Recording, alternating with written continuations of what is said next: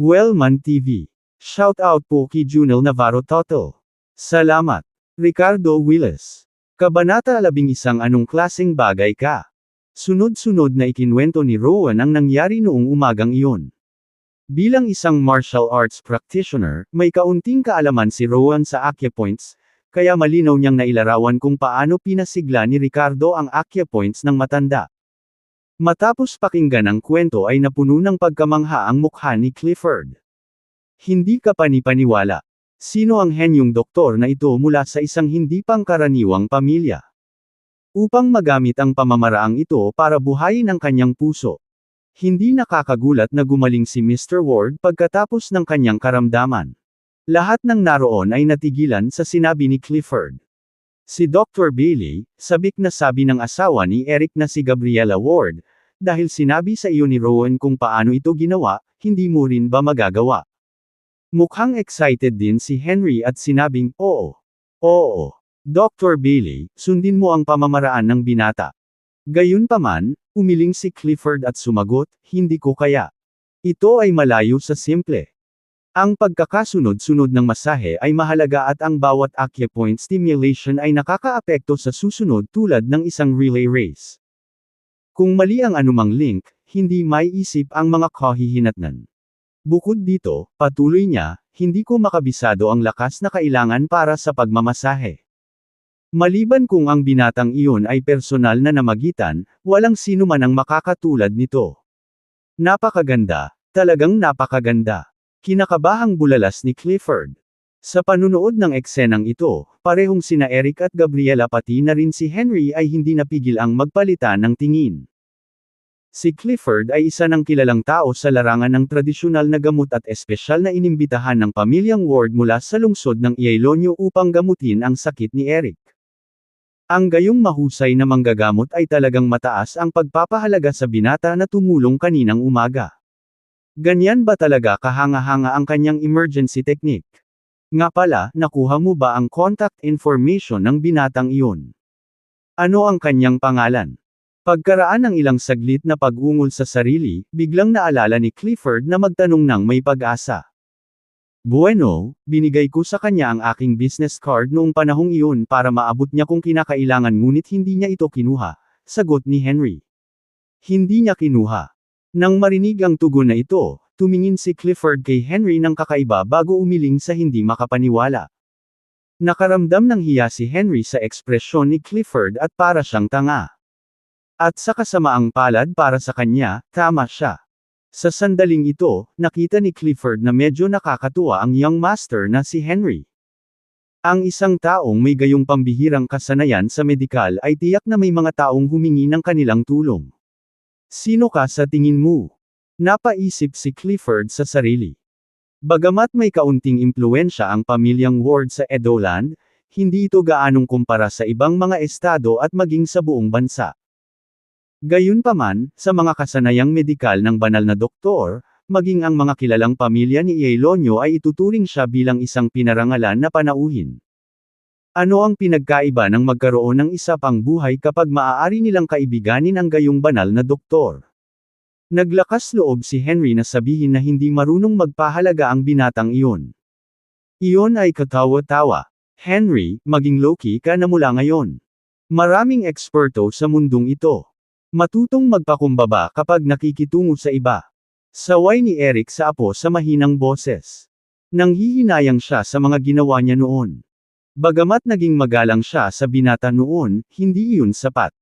Kung naging mas sincere at humble lang sana siya noong mga panahong iyon, maaari pa niyang pahabain ng ilang taon ang kanyang buhay. Walang sino man ang tunay na nagpahalaga sa kanilang buhay maliban kung sila ay nahaharap sa kamatayan. Hanggat nabubuhay pa si Eric at maayos ang koneksyon, may pagpapatuloy ng pamilyang Ward ang kaluwalhatian nito sa mga susunod na henerasyon. Kung siya ay bumagsak, ang pamilya Ward ay tiyak na tatanggi. Oo, Lolo, naaalala ko. Lolo, makatitiyak ka na hanggat ang banal na doktor na ito ay nasa Edoland pa, tiyak na mahahanap ko siya. Seryoso ang mukha ni Henry habang same time na tumango at tinapik ang dibdib. Kahit na hindi niya alam ang pangalan ni Ricardo, sa kanyang kapangyarihan bilang isang young master ng Pamilya Ward, tiwala si Henry na mahahanap niya ang taong ito. Sa pinakamasama, kakailanganin lang ng mas maraming oras. Gold Coast Club, ang nangungunang sikretong kasino. MS. Low. MS. Low. Sa labas ng lounge na pagmamayari ni Mason, magalang na tinawag ng mga nasasakupan ni Mason si Miranda. Kilala nila si Miranda at alam nilang minahal at kinatatakutan siya ni Mason sa parehong oras. Ito ang uri ng takot ng isang nakababatang kapatid na lalaki para sa kanyang nakatatandang kapatid na babae ngunit nagpakita rin ng malalim na pagmamahal sa kapatid. Sa makatuwid, ang mga matitigas na lalaki na ito mula sa gang ni Mason sa mga lansangan ay hindi maglalakas loob na saktan si Miranda kahit nagalitin nila ang kanilang amo. Sis! Bakit ka nandito? Kayong dalawa, lumabas kayo. Si Mason, na kanina pa nanliligaw sa dalawang magagandang babae, ay likas na tumayo at inakay sila palabas nang pumasok si Miranda na nasa braso niya si Ricardo. Sa sumunod na segundo, nagulat siya nang makita ang sarili niyang kapatid na nakikipag-cozy sa isang lalaki. Sis, sino ang lalaking ito? Tanong niya. Ito ang bayaw mo, Ricardo. Ipinakilala siya ni Miranda. Napangisi si Mason sa pangalan. Isa pang tool para sa kanyang kapatid na babae. Hindi niya sineseryoso ang mga pekeng, biyenan, na ito.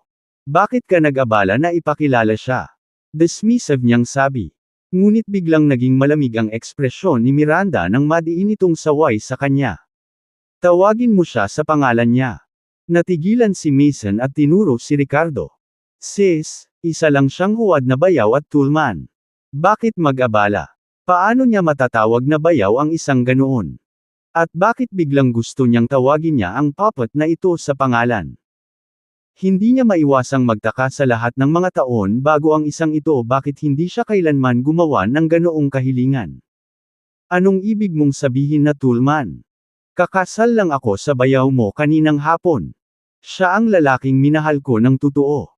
Bulalas ni Miranda, nakatingin kay Ricardo na may pagmamahal sa mga mata. Ricardo, huwag kang magalit. Wala pang alam si Mason. Ayos lang. Siya ay iyong nakababatang kapatid at nakababatang kapatid ko rin. Paano ako magagalit sa sarili kong kapatid? Sabi ni Ricardo, na pumulupot sa bewang ni Miranda. Nang mapanood ang eksenang ito, napangiti si Mason at saglit na kumislap ang mga mata bago siya nagpakawala ng malamig na singhot. Sis, tigilan mo na yang kalokohan mo. Hindi ako naniniwalang nine love ka talaga sa lalaking ito. Isa na naman siyang gigolo na ginagamit mo para kasuklam-suklam na naman si isa diba? The other two guys are either dead or useless now kaya ayaw mong may mangyaring masama sa kanya at kaya nagpapanggap ka na parang totoo this time and making me protect him. Dapat sabihin na kilala ni Mason ang kanyang kapatid na babae. Dahil kilalang kilala niya ito, hindi niya ito pinaniwalaan. Anong uri ng tao ang kanyang nakatatandang kapatid na babae? Paano siya madaling papabor sa isang lalaki? Speaking of this, tinuro ni Mason si Ricardo at walang kagalang-galang na pinagalitan, sino ang nakababatang kapatid mo? Ano ka ba? Alisin mo ang kamay mo sa kapatid ko, o puputulan ko. Kabanata May 12 nangyari talaga. Nang sabihin ito ni Mason, bahagyang nagbago ang ekspresyon ng mukha ni Miranda. Dahil ang kanyang sariling mga plano ay ganap na nakita ng kanyang nakababatang kapatid. Sa sandaling ito, tumawa si Ricardo at sinabing, narinig ko na ang mga anak ng malalaking pamilya ay may pinag-aralan, ngunit tila hindi palaging totoo. Miranda, ganito ba ako kausap ng kapatid mo bilang bayaw niya? Habang nagsasalita siya, hindi lang niya binitawan si Miranda, kundi hinigpitan pa niya ang pagkakayakap dito at hinayla papalapit sa kanya. Saglit na umalangaw-ngaw sa kanya ang halimuyak na naging dahilan ng pagkirot ng kanyang puso. Sa isang malambot na, mariing kinurot ni Miranda ang malambot na laman sa maliit na likod ni Ricardo, ngunit sa ibabaw, ipinakita niya ang isang nahihiya at nahihiyang tingin. Hindi niya inaasahan na kapag kaharap ang kanyang kapatid na nakakita sa lahat, si Ricardo ay ganap na hindi nabigla. Ibang-iba talaga ang lalaking ito sa naunang dalawa. Batay lamang sa antas ng katapangan na ito, hindi siya maihahambing sa dalawang masunerang kasangkapan na iyon. Walang babaeng titingin sa lalaking yumuko at sumuko. Hindi man makagalaw dito si Miranda ay palihim niyang tumangala kay Ricardo. Nang marinig ito ni Mason, tuluyang nagdilim ang kanyang mukha. Itong si Gigolo ay naglakas loob na sabihing wala siyang manners. At na-provoke pa sa pagyakap ng mahigpit sa ate niya. Kaninong bayaw ka? Babarilan kita. Sabi ni Mason, at diretsyong naglabas ng revolver sa kanyang bulsa, mabangis na itinutok kay Ricardo. Sino siya? Siya ang ikatlong henerasyong pangunahing miyembro ng Pamilya Lo at ang underground na boss ng Edoland. Pop! Mason! Anong ginagawa mo? Ulitin ko, bayaw mo siya, lalaki ko siya. Sinusubukan mo bang patayin ang lalaki ko? Nang makita ito, sinampal ni Miranda si Mason sa buong mukha. Natigilan si Mason sa suntok, nanlalaki ang mga mata sa nakatatandang kapatid. Sinampal talaga siya ng ate niya ng gigolo. Hindi mo pa ba nililigpit ang baril? Humingi ka ng tawad sa iyong bayaw. Madiin na saway ni Miranda, saka nagtaas ng kamay. Niliit ni Mason ang kanyang N**ek at sa wakas ay masunurin niyang iniligpit ang baril. Mas mainam daw na maagang disiplinahin ang mga nakababatang kapatid, at maganda naman ang ginawa ni Miranda sa bagay na ito. Mula pagkabata hanggang ngayon, si Mason, ang sarili niyang nakababatang kapatid, ay madalas niyang dinidisiplina. Dahil dito, kahit hanggang ngayon, natatakot si Mason sa kanyang nakatatandang kapatid na babae. Bukod dito, mas natatakot siya sa kanya kaysa sa sarili nilang mga magulang. Kaya't nang si Miranda ay talagang nawala ang kanyang galit, si Mason sa wakas ay hindi nang ahas na lumayo. Gayunpaman, talagang imposible para sa kanya na humingi ng tawad kay Ricardo. Sa sandaling ito, hinailan ni Ricardo ang gilid ng kanyang bibig at pinalalim ang kanyang pagkaunawa sa nangingibabaw na lakas ni Miranda. Pagtingin kay Mason na nakatikip sa pisngi niya ay bigla niyang napagtanto na hindi naman pala siya masyadong mali sa babaeng itinaboy siya kahapon. Ang tigas talaga ng babaeng ito. Sis, sinaktan mo talaga ako para sa isang tagalabas. Agrabyado na tanong ni Mason na nakatitig kay Ricardo ng mamamatay tao. Nagdududa siya ngayon kung ang kanyang sariling kapatid ay nabighani sa lalaking ito. Huwag mo akong titigan. Hayaan mong ipaalala ko sa iyo na ang araw na ito ay tanda ng pagkawala ng pera para sa iyo. Maaaring may problema ang iyong club. Mag-ingat ka. Masungit na sabi ni Ricardo. Nang marinig ito, napangisi si Mason, malulugi ako. Brat, huwag kang maglaro dito. Tumingin siya kay Miranda at sinabing, sis, nakahanap ka ba ng sinungaling? Alin sa mga club ko ang hindi kumikita? Malulugi ako. Katawa-tawa yan. Ang club na ito ay may lahat ng mga koneksyon mula sa itaas hanggang sa ibaba at mayroong maraming mga eksperto na namamahala dito. Lalabas ba ang gulo dito? Ha! Bang! Bang! Bang! Hindi pa tapos magsalita si Mason ay may kumatok sa pinto ng lounge. Pasok ka. Sinapo ni Mason ang kanyang mukha at sinabi sa malalim na boses. Ginoo. Lo, may nangyari. Ang mga tauhan ng Tiger ay nagdala ng mga eksperto sa pagsusugal para manggulo at natalo na tayo ng 20 milyon. Seryosong sabi ng isa niyang subordinate. Pagkahulog pa lang ng mga salita, natigilan si Mason at biglang nagbago ang ekspresyon ng mukha niya. Hindi lang dahil sa pagkatalo sa kasino, kundi dahil sa paalala ni Ricardo kanina lang. May nangyaring mali. Titingnan ko. Binigyan ni Mason ng matalim na tingin ang tinaguriang brother-in-law, at mabilis na lumabas ng silid. Samantala, si Miranda ay nakatitig ng diretso kay Ricardo na para bang gustong makita ito. Paano nalaman ng lalaking ito na magkakagulo ang lugar ng kapatid niya? Buong araw niya itong kasama simula noong tanghalian. Sa unang pagkakataon, na-curious si Miranda sa isang lalaki. Bakit ganyan ka makatingin sa akin? Sabay na tayo at tingnan ito. Kinakabahan si Ricardo sa titig ni Miranda at nakangiting tanong. Ang kahangahangang kasino. Isang dalubhasa sa pagsusugal na namamahala sa lugar na ito ang nagpunas ng pawi sa kanyang noo at mukhang nakain siya ng kahindik-hindik. Nawala na naman. 5 milyon ang nawala sa round na ito. Siya ang pinakamagaling na manlalaro sa Gold Coast Club, ngunit patuloy siyang natalo sa kanyang kalaban. Ang ibang lalaki ay nakapikit ang mga mata at naglabas ng madilim at kalmadong aura mula nang siya ay umupo sa mesa ng pagsusugal. Siya ang dalubhasang sugarol ng Tiger Webb mula sa Agustville, isa pang lungsod, na may palayaw na nagpang-inig sa marami sa kanyang mga kasamahan, Snake.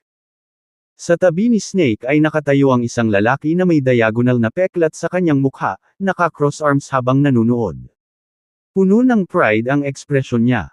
Siya si Scar, isa sa mabangis na mandirigma ng Tiger.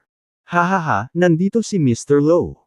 Pumasok si Mason sa kasino kasama ang kanyang entourage habang si Scar ay tawa ng tawa. Akala ko ibang tao na. Ikaw pala, Old Scar. Ano ang nagdala sa iyo dito ngayon? Tanong ni Mason na may pekeng ngiti sa labi. Ginoo. Sinabi ni Webb na ang iyong lugar ay may magandang kapaligiran at kalidad ng mga batang babae. Kailangan ko lang puntahan ang sarili ko. Ngumisi si Scar bago mapanuyam na idinagdag, pero wala bang totoong challengers dito? Nanalo ang kaibigan ko ng almost 30 million, hahaha. Ang mga sarkastikong salita mula sa kabilang panig ay nagpangingit sa galit ni Mason, na nais niyang putulin ang mga kamay ng lalaki sa kanyang sarili. Ngunit kahit na lahat sila ay nasasangkot sa isang matalinong eksena sa kalye, ang mga pakikitungo sa negosyo ay hindi maaaring maging walang ingat. Wala si Scar para makipag-away, ngunit sa halip ay magdulot ng gulo sa pamamagitan ng pagsusugal. Kaya't maaari lamang subukan ni Mason na mabawi ang kanyang mga pagkatalo sa mesa ng pagsusugal. Sa madilim na ekspresyon, tinanong ni Mason ang manager ng kasino, magkano ang nawala sa atin? Boss, $20.8 million. Napalunok ang manager at nahihirapang magsalita. Nang marinig ang numerong ito, hindi napigilan ng mga talukap ni Mason ang pagkibot. Nawala na sila ng halos 30 milyon. Ito ay talagang, isang malaking kawalan. Sa kabilang panig ng mesa ng pasugalan, ang mga chips ni Snake ay nakatambak na parang bundok habang ang mga bihasang sugarol ni Mason ay naubusan na naman ng chips at tumutulo ang pawis sa kanilang mga mukha. May isip ang pressure nila. Ginoo. Low, kulang pa ang saya ng kaibigan ko. Hindi mo naman siya pipigilan sa paglalaro ngayon diba? Patuloy na bigyan ang iyong mga tao ng mas maraming chips, panunokso ni Scar. Malinaw na matapos manalo ng halos 30 milyong dolyar, wala siyang balak na huminto anumang oras sa lalong madaling panahon. Saglit, umabot sa limitasyon ang mukha ni Mason. Gayunpaman mula noong binuksan niya ang kasino na ito at nagsimulang makipagnegosyo sa mga customer na pumapasok sa kanyang mga pintuan, hindi na niya basta-basta napigilan ang mga ito sa paglalaro dahil nanalo sila ng pera. Kung hindi ay matatapos ang kanyang kasino bago pa man ito magsimula. Imposible bang manalo ang panauhin, matalo lang? Kung ito ay lumabas, sino ang maglalakas loob na pumunta at maglaro muli? Umalis ka na, ako na ang bahala. Noon lang, isa sa mga bihasang sugarol ni Mason ang itinulak ng isang tao. Natigilan si Mason nang makita niya si Ricardo na nakaupo sa tapat ng Snake. Kabanata 13 Ayaw ng mabuhay muli. Biglang itinabi ni Ricardo ang mga tauhan ni Mason at umupo sa tapat ng Snake, na ikinagulat ng lahat. Tumingin ang bihasang sugarol kay Mason na may nagtatanong na tingin. Walang ideya si Mason kung ano ang balak ni Ricardo at bumaling sa kanyang kapatid na babae para sa mga sagot. Ngunit si Miranda ay tulad ng nalilito, nakatitig kay Ricardo na nalilito. Hey, magpapalit ulit ng player. Pang-aasar ni Scar. Anak, gusto mo makipaglaro sa akin? Tumaas ang isang kilay ni Snake at palihim na nagtanong. Bakit pa ako uupo? Tumango si Ricardo bago sumigaw kay Mason, bro-in-law, chips. Bayaw. Narinig ni Scar ang address ni Ricardo para kay Manson at humagalpak ng tawa. MS. Nagpalit ulit ng fiancé si Lowe. Lumakad si Mason para tumabi kay Ricardo na may matigas na ekspresyon. Ano ang sinusubukan mong gawin? Marunong ka bang magsugal? Damn it, this guy wasn't trying to scam him on purpose, di ba? Ibaba ang ilang chips. Napangiti si Ricardo. Nagsugal ba si Ricardo? Hindi niya sasabihin na siya ay isang dalubhasa. Medyo naglaro siya sa maliit na halaga noon. Ngunit kailangan ba niyang maging eksperto? Hindi talaga. Kailangan lang niyang ituon ang kanyang enerhiya sa dragon sa kanyang mga mata at nakikita niya sa pamamagitan ng mga baraha, alam kung ano ang nasa kamay ng kanyang sarili at ng kanyang kalaban. Kaya ang kailangan lang niyang gawin ay tumaya kapag maganda ang kanyang kamay at tupi kapag hindi. Saglit na nag-alinlangan si Mason bago idinagdag, ngunit kung susubukan mo ang anumang nakakatawang negosyo ngayong gabi, sisirain kita sa maliliit na piraso na kahit ang kapatid ko ay hindi ka mapoprotektahan. Sa isang babala, bumaling si Mason sa manager ng kasino at humingi ng 10 milyong chips. Pagdating nila, nagtanong si Snake na may mapait na ngiti sa kanyang mukha, "So friend, anong laro ang gusto mong laruin?" Malaki ang tiwala niya na hinayaan niya ang panig ni Mason na pumili ng anumang laro na gusto nila mula nang dumating sila sa kasino. Naglaro na sila ng iba't ibang laro dahil patuloy na natatalo ang mga tao ni Mason. Inaasahan nilang baguhin ang mga bagay at iikot ang laro, ngunit ang mga resulta ay palaging pareho.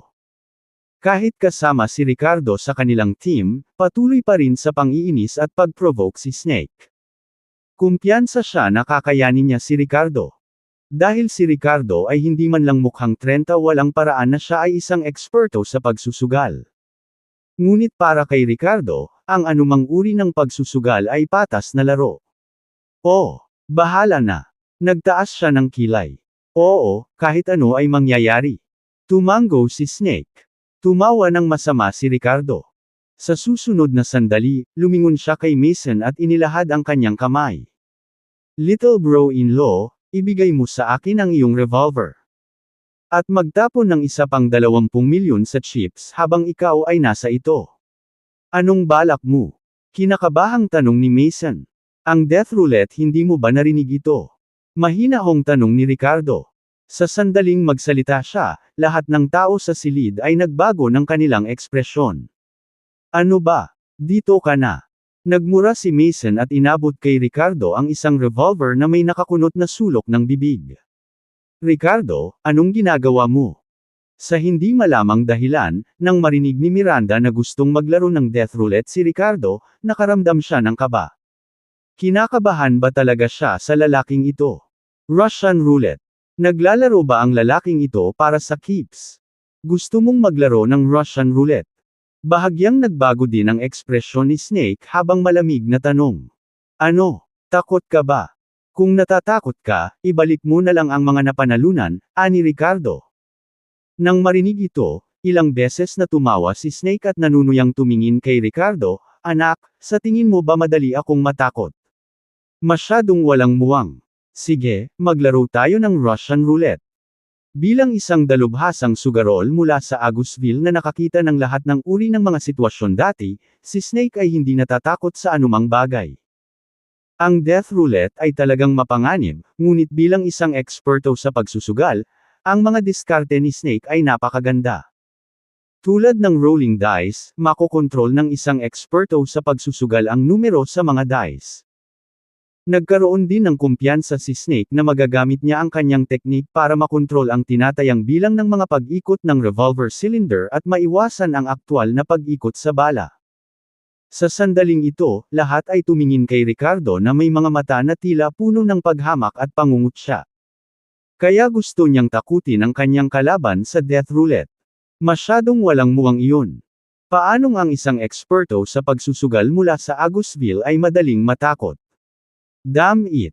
Buti pa sabugin mo ang sarili mong utak mamaya. Galit na nagmura si Mason, pakiramdam na talo na sila sa round na ito.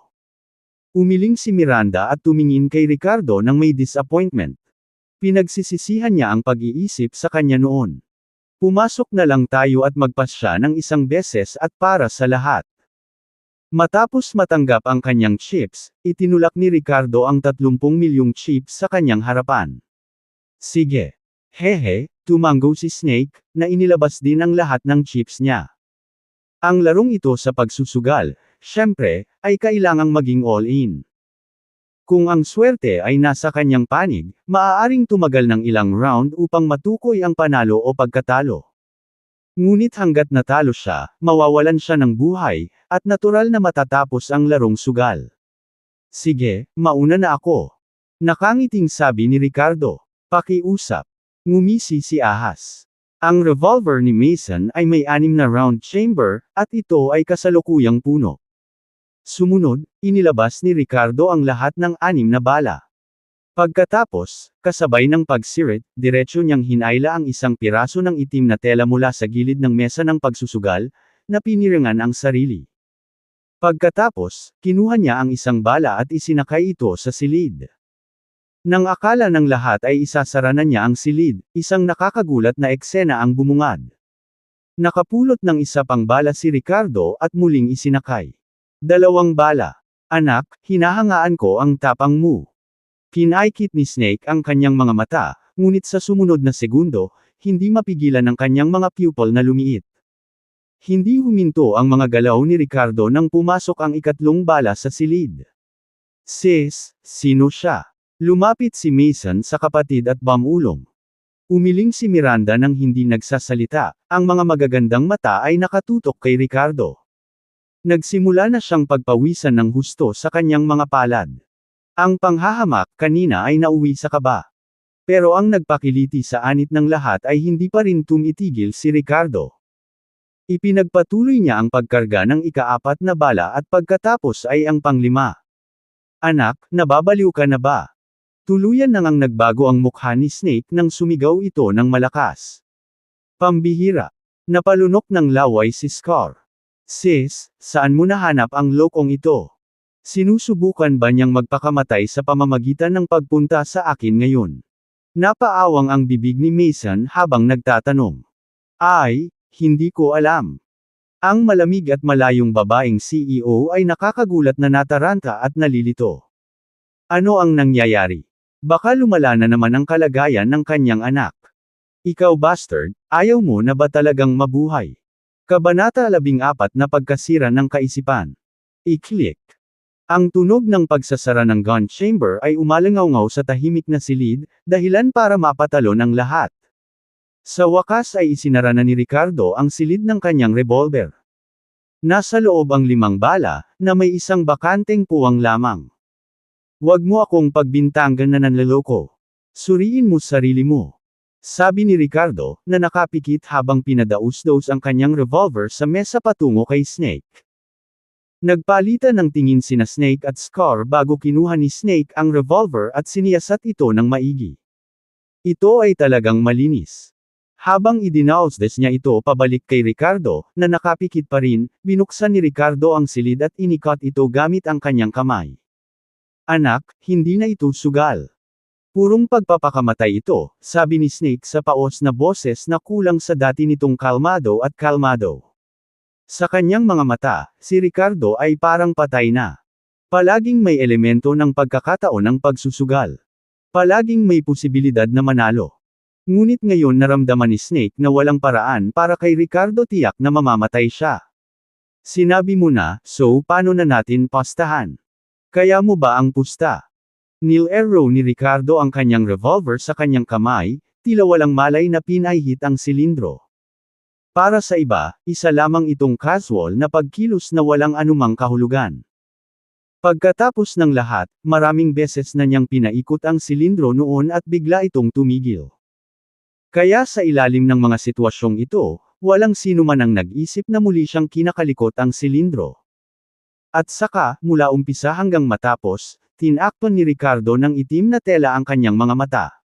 Hindi mo kaya. Bata, sinusubukan mo pa akong lokohin. Ngumisi si Ahas. Medyo mabangis ang ekspresyon niya. Baril pagkatapos. Baril ka muna. Sigaw ni Snake habang nagninikip ang puso ng lahat at napatitig kay Ricardo. Ang kanilang mga mata ay hindi naglakas loob na kumurap kahit isang segundo. Sa sumunod na sandali, nakita nilang gumalaw ang daliri ni Ricardo. Talagang hinailan niya ang gatilyo. Ricardo. Hindi napigilan ni Miranda ang umiyak. I-click. Gayunpaman, ang naisip na putok ng baril ay hindi nangyari, isang bahagyang pag-click na tunog lamang. Walang laman. Sa kabila ng pagkakaroon ng 5 bala sa magazine, nanalo si Ricardo sa taya. Paano ito naging posible? Gayunpaman, nangyari ito sa harap ng kanilang mga mata. Phew! Sa sumunod na segundo, nakahinga ng maluwag ang lahat na kanina pa nagpipigil ng hininga. Nang isang bala na lang ang natitira sa baril, gusto na siyang patayin ng lahat. Ngunit nang may 5 bala sa halip, umaasa ang lahat na mananatili siyang buhay. Naramdaman ni Miranda ang pananakit ng kanyang mga palad at napagtantong hindi niya namalayang nahukay ang kanyang mga kuko sa kanyang laman. Pinunasan ni Mason ang kanyang pawis at napansin niyang basang-basa ang kanyang likod ng pawis. Sila ay nahaharap sa buhay at kamatayan noon, at si Mason ay nakapatay pa ng isang tao gamit ang kanyang sariling mga kamay. Ngunit ang sitwasyong ito ay masyadong kapana-panabik. Hindi pwede. Paano ito posible? Sa sandaling iyon, isang boses na may kakaibang tono ang tumunog. Nanlaki ang mga mata ni Snake habang nakatitig kay Ricardo na parang nakakita ng multo. Kinakabahan siyang sumigaw, "What the hell? Imposible. Enough talk.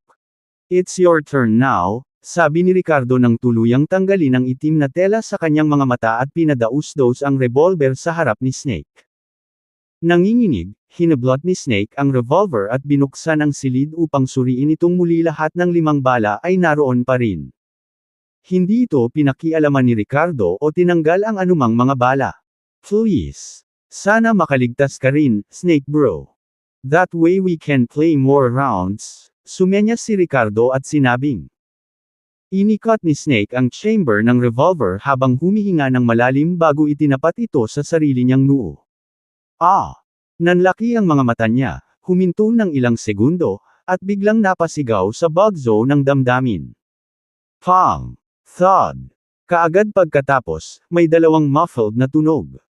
Ang revolver ay malakas na inihagis sa mesa ng pasugalan, at siya ay nahulog sa lupa. Parang nawalan siya ng lakas sa katawan. "Ako, hindi na magsusugal. I admit talo. Aaminin ko talo." Umalangaw-ngaw ang boses ni Ahas na puno ng kawalan ng pag-asa at may bakas pa ng pag-iyak. Kanina lang, nalampasan niya ang kasino na may kalmado at nakolektang mga kasanayan sa pagsusugal, ngunit ngayon ay malapit nang bumagsak ang kanyang mental state. Wala talaga siyang lakas ng loob na hilahin ang gatilyo. Ang Kat-Anji tanging pamamaraan ng pagsusugal na iyon ay hindi magagarantiya na tiyak na lilipat siya sa isang bakanteng silid. Pakiramdam ni Snake ay hinihila niya ang gatilyo, at ngayong araw na ito ay maaaring talagang mamatay siya dito mismo. Ayaw niyang mamatay, hindi pa siya nag-enjoy. Siya ay may pera at ilang mga kaakit-akit na mistress sa Agusville. "Scar, ibinabalik ko sa akin ang bayad ni Mr. Webb. Doble. Hindi na ako nagsusugal." Napaupo si Snake sa lupa, nakatitig ng blanko kay Scar. Hindi umimik si Scar, tumanggo lang siya bilang pag-unawa. Alam niya ang pakiramdam ni Snake. Siya mismo ay walang lakas ng loob na hilahin ang gatilyo. Hey, Scar, huwag mong hahayaang matamaan ka ng pinto paglabas mo."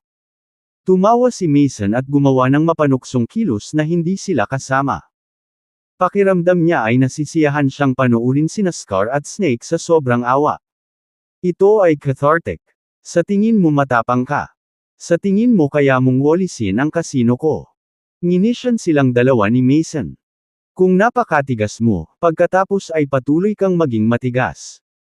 Matapos tulungan ni Scar si Snake na tumayo at sabay silang umalis kasama ang kanilang mga buntot sa pagitan ng kanilang mga binti, lumingon si Mason sa kanyang bayaw na si Ricardo na may pagdududa sa kanyang mga mata. "Salamat sa tulong mo. Sino ka ba talaga?" Mataman na tinitigan ni Mason si Ricardo na para bang sinusubukan siyang malaman. Ang panghahamak sa kanyang mga mata ay napalitan ng pagtataka at hinala. Siguradong hindi ordinaryong tao ang lalaking ito. Obvious naman na hindi rin siya inutil na puppet. Ngunit dahil dito ay naghinala si Mason sa intensyon ni Ricardo na mapalapit pa sa kapatid. "Ako ang iyong bayaw." Nagkibit balikat si Ricardo na parang halata. Nang may sasabihin pa sana si Mason, umalangaw-ngaw sa himpapawid ang tunog ng nagmamadaling pagtapik ng matataas na takong sa lupa. Naglakad si Miranda patungo kay Ricardo na may malamig na ekspresyon sa mukha at determinadong hakbang sa kanyang hakbang. The next second, she lifted her hand and slapped it towards Ricardo's face. Dahil sa gulat ay hinawakan ni Ricardo ang kamay niya bago ito makalapit. Anong ginagawa mo? Damn it! Tinulungan niya ang kanyang kapatid at ngayon ay nagwawala ang babaeng ito. Bastos ka! Ayaw mo na bang mabuhay? Alam mo ba kung gaano ako nag-alala ngayon lang? Namula ang magagandang mata ni Miranda habang galit na sinisigawan siya. Iginala ni Ricardo ang kanyang mga mata, naisip ni Ricardo sa kanyang sarili, heto na naman. Huwag kang mag-alala, kontrolado ko na ito. Hindi ba't ginawa ko ang lahat ng ito para sa ating maliit na kapatid? Halika na, huwag umiyak. Hinawakan ni Ricardo ang kamay ni Miranda at marahang hinayla ito sa kanyang yakap, pinatong siya sa kanyang kondongan. Hayes! Iba talaga ang pakiramdam na ito. Natigilan si Miranda, nanlaki ang mata habang nakatingin kay Ricardo. Kailan pa siya napunta sa isang malabo na posisyon sa isang lalaki? Gayunpaman, sa harap ng kanyang nakababatang kapatid, hindi siya maaaring bumangon sa sandaling ito. Sa isang iglap, magkahalong hiya at inis ang naramdaman niya. Ang tingin sa kanyang mga mata habang nakatingin kay Ricardo ay tila may bahid ng puot. Sa sumunod na segundo, nagdikit ang kanyang mga ngipin at lumapit sa tenga ni Ricardo. Ang kulit mo, maghintay ka lang. Ngunit ang eksenang ito, na nakita ng iba, ay halos nalaglag ang panga sa lahat. Ang karaniwang malayo at walang malasakit na si Miranda ay talagang nakaupo sa kondongan ng isang lalaki. At, dagdag pa sa pagkabigla, parang nagbibiruan sila, halos magkadikit ang kanilang mga ulo. Tumikim si Mason, nagbago ang kanyang ekspresyon. Hindi kaya seryoso ang kapatid niya sa pagkakataong ito. Kabanata 15 itinapon. Matapos umalis sa Gold Coast Club, patuloy na kumapit si Miranda sa braso ni Ricardo, na tila isang babaeng labis na umiibig. Sa puntong ito, hindi na naniniwala si Mason na si Ricardo ay kasangkapan lamang para sa kanyang kapatid. Sa halip, nag-alala siya na ang kanyang nakatatandang kapatid na babae ay nalinlang. Kahit na ang isang malakas at mayabang na gaya ng kanyang kapatid ay maaaring bumaba sa zero ang katalinuhan kapag sila ay umibig. Sa ugali ni Ricardo ngayon, pakiramdam niya ay delikado ang taong ito. Alamin mo ang lahat tungkol sa kanya. Halukayin ang bawat huling detalye. Utos ni Mason. Oo naman boss. Samantala, pagkasakay sa Ferrari, agad na nawala ang kaakit-akit ng ngiti ni Miranda at naging malamig ang mukha nito. Ricardo, you better behave yourself from now on. If ever lapitan mo pa ako ng kamay, kung wala si isa, sisiguraduhin kong mawawala ka bago pa man niya mapansin. Ang palalo at palihim na si Miranda ay halatang labis na galit sa paghila sa kanyang kondongan ng bastard na ito. Sa kanyang mga mata, si Ricardo ay isa pa ring kasangkapan upang manipulahin sa kalooban. Gayunpaman, ngayon ay naramdaman niya na si Ricardo ay nawawala sa kanyang kontrol. Oh, Ms. Lowe, you should also behave yourself at wag mo akong mahawakan ng ganun kadali. Walang pakialam na tanong ni Ricardo. Anong ibig mong sabihin? Bawi ng isang iritadong Miranda. We're doing business here. I can be your puppet if needed. I can let people order me around. I can't stop you from look down on me internally but please don't attack my body so casually. Kahit na tayo reacting together, hindi naman kailangang sampilan ang mukha ko diba? Malamig ang mukha ni Ricardo. Ikaw. Nang marinig niya ang kanyang mga salita, ang tono ni Miranda ay noindang saglit habang nakatitig sa kanya ng nanlalaki ang mga mata. Ilang beses na kumikislap ang kanyang tingin, na nagpapakita ng hindi mahahalatang pahiwatig ng hinaing mula sa kaibuturan ng kanyang mga mata. Isang gawa ba ang lahat ng sumugod siya at sinampal si Ricardo sa sobrang galit? Dapat noon pa, di ba? Walang paraan na talagang mag-aalala siya sa lalaking ito. Huminga ng malalim, inayos ni Miranda ang sarili at muling ginawang walang emosyon ang sarili. Bagaman tinulungan mo ang kapatid ko ngayon, mukhang naghihinala si Mason sa iyo. Kakausapin ko siya tungkol sa pagprotekta sa iyo mamaya. Pero kunin na natin ang marriage license natin. Hindi mahalaga kung protektahan niya ako o hindi. Sigurado ka bang magpapakasal?